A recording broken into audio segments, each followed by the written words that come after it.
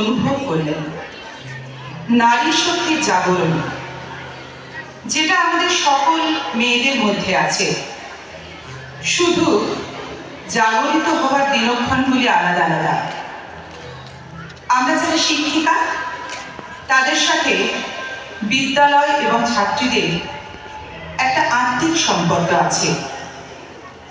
এই সম্পর্কে প্রতিটি স্পর্শ নিয়ে তৈরি হয়েছে একটি অনবদ্য লেখনী নিগড়।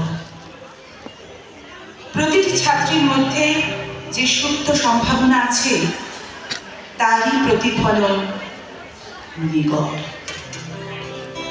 কবিতা নিগড় অবলম্বনে ভিন্ন আঙ্গিকে একটি অদম্য ইচ্ছাশক্তির জোরে প্রতিটি মেয়ের উত্তরণের দাবি এই দৃশ্যায়ন।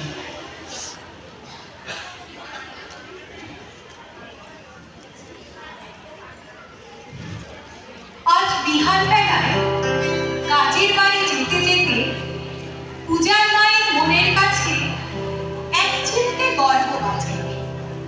পূজাটা আজ কলেজ যাবে, স্কুল পেরিয়ে। ওগো তোমার চক্ষু দিয়ে গানটি বাজে।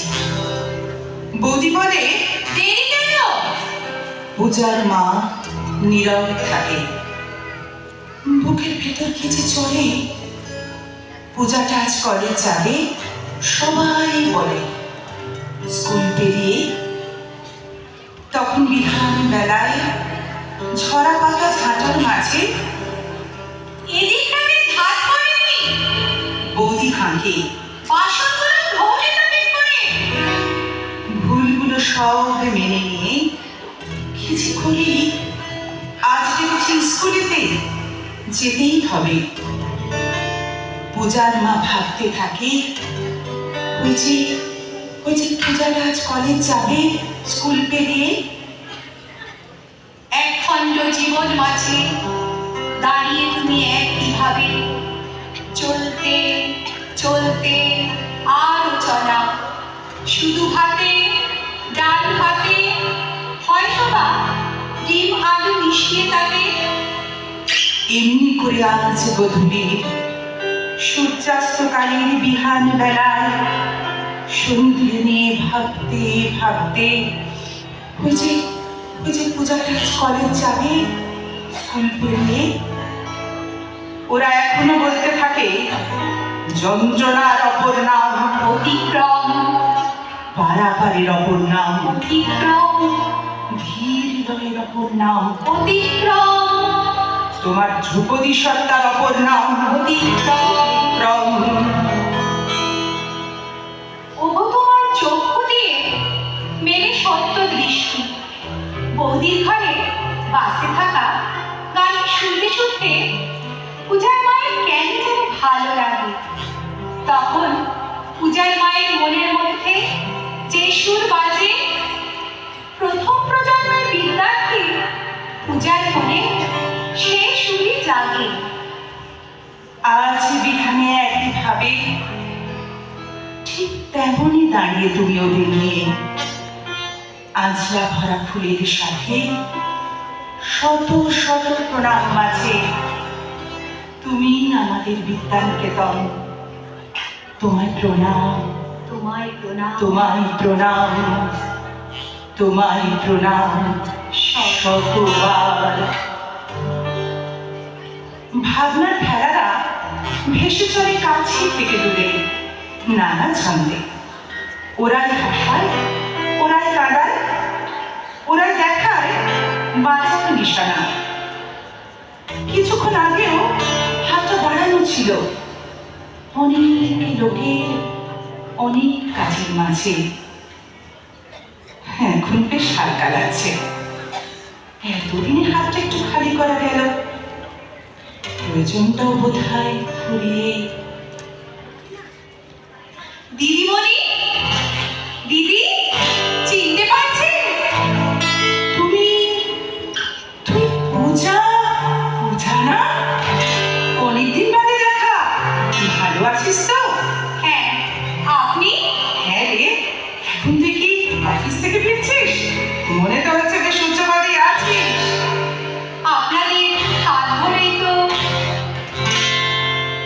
কিছুক্ষণ আগে খালি করা হাতটা আবার ভরাতে চাইছে। পূজাকে ভরা হলো না। আজ দীর্ঘ কর্মজীবন থেকে অবসর নিয়ে ফিরছি। দিদি কিছু বলছেন? না না, কপালে বিন্দু বিন্দু ঘাম। আপনার শরীরটা বোধহয় ঠিক নেই। না রে, ও কিছু নয়। পূজা দ্রুত অফিস ব্যাগ খুলে ফোল্ডিং হাত পাকাটা বার করে বাতাস করতে থাকে।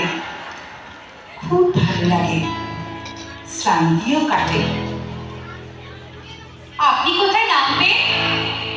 আমি এর পরের স্টেশনে।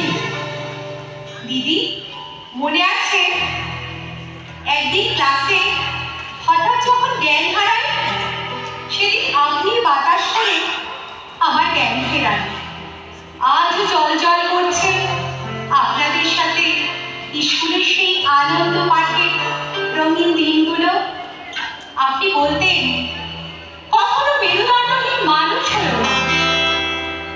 স্টেশন এসে গেছে, চলুন। দিদি আমার হাতটা ধরুন, এদিকটা বড় উঁচু নিচু। মূল্যবোধেরা শৃঙ্খলে আবদ্ধ হয়ে আমার খোলা হাতটা আবারও প্রথিত করে। তবে কি আজও? দিদি আমার হাতটা শক্ত করে ধরুন। এরপর মুষ্টিবদ্ধ হাত দুটি ক্রমে দৃঢ় থেকে দৃঢ়তর হয়, সুগভীর স্নেহে, স্পর্শে, মমতায়। আমরা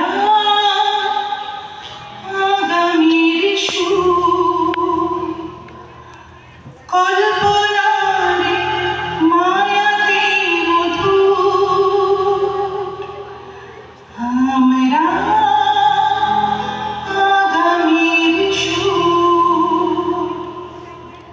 আমাদের স্বপ্নের ডানা খুঁজে নেবে ঠিকানা। আমাদের স্বপ্নের ডানা খুঁজে নেবে ঠিকানা। আমাদের স্বপ্নের ডানা খুঁজে নেবে ঠিকানা। আমাদের ইচ্ছেগুলো রঙাত তুলে দিব না।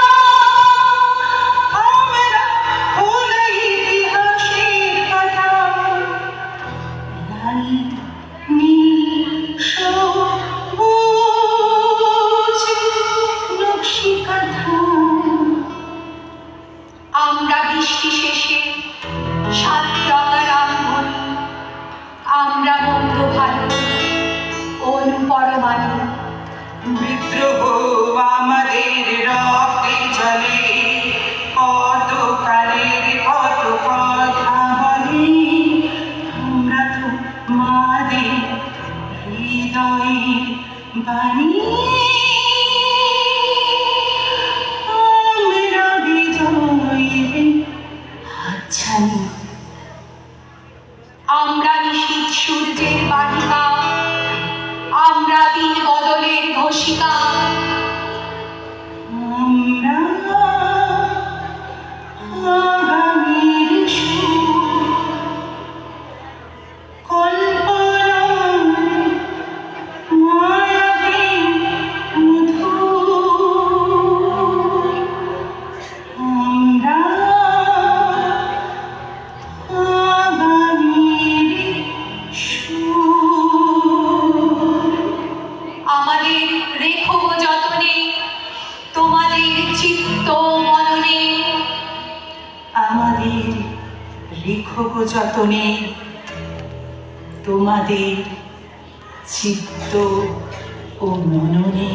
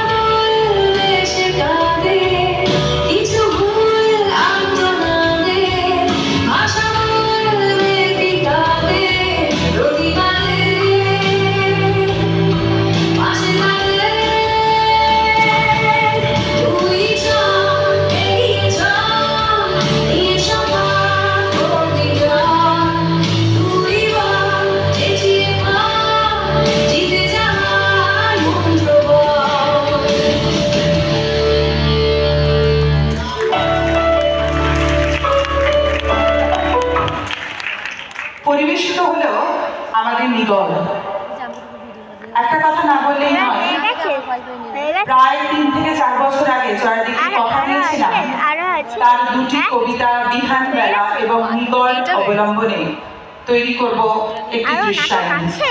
তাহলে এই কবিতা দৃশ্যায়নের মাধ্যমে তুলে ধরতে চেয়েছি, জানি না কতটা আপনাদের ভালো লেগেছে, তবে আমাদের বিদ্যালয়ের সকল পূজার কথা এটা। আমাদের অংশগ্রহণ করেছে অনিন্দিতা, শ্রেয়সী, সৌমিলি, দীপিকা, অয়ন্তিকা, দিশা, রূপালী, মেঘ, দীপশিতা, দিশা মাইতি, তৃষা, শম্পা, স্বস্তিকা, সমাপ্তি এবং জয়া। আমাদের শুধু একটুখানি আবেদন, আমি জয়াদিকে 1 মিনিটের জন্য স্টেজে একটু ডাকবো। জয়াদিকে 1 মিনিটের জন্য একটু স্টেজে ডাকবো। জয়াদি বলুক একটুখানি যে কেমন লেগেছে, ঠিকঠাক করতে পেরেছে কিনা। জয়াদি তুমি কোথায়?